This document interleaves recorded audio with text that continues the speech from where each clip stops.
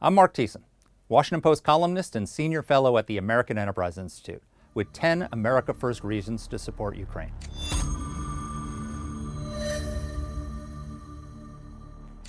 Reason number 9. A Russian victory could spark new wars of aggression and a global nuclear arms race. This war is happening because Ukraine surrendered its post-Soviet nuclear arsenal at our insistence. After the Soviet Union collapsed, Ukraine inherited nearly 2,000 strategic nuclear weapons, along with missiles and strategic bombers to deliver them. If Ukraine still had those weapons, Russia would have never invaded. But in December 1994, the Clinton administration brokered an agreement called the Budapest Memorandum on Security Assurances, in which Ukraine agreed to give up those weapons.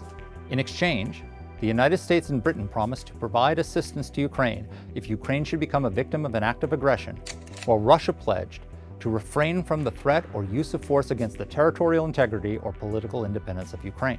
Russia's failure to live up to its pledge makes it essential that we live up to ours.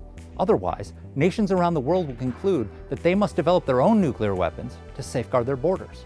Furthermore, would-be aggressors will use their nuclear arsenals as licenses to invade non-nuclear neighbors and deter us from helping them by conventional means. If Russia is allowed to conquer Ukraine while threatening to use nukes, Beijing might conclude it is free to invade Taiwan and leverage its own nuclear arsenal to prevent the United States and its allies from aiding Taiwan's defense.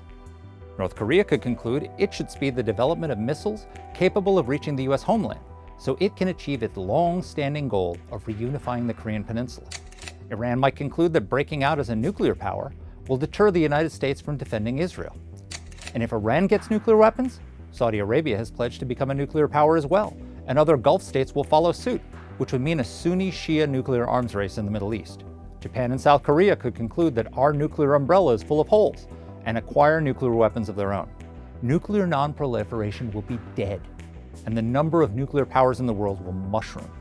Few national interests are more clear-cut than keeping the nuclear genie in its bottle.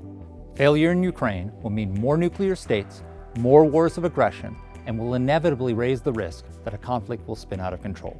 In short, giving in to Putin is far more likely to bring on World War III than standing up to him.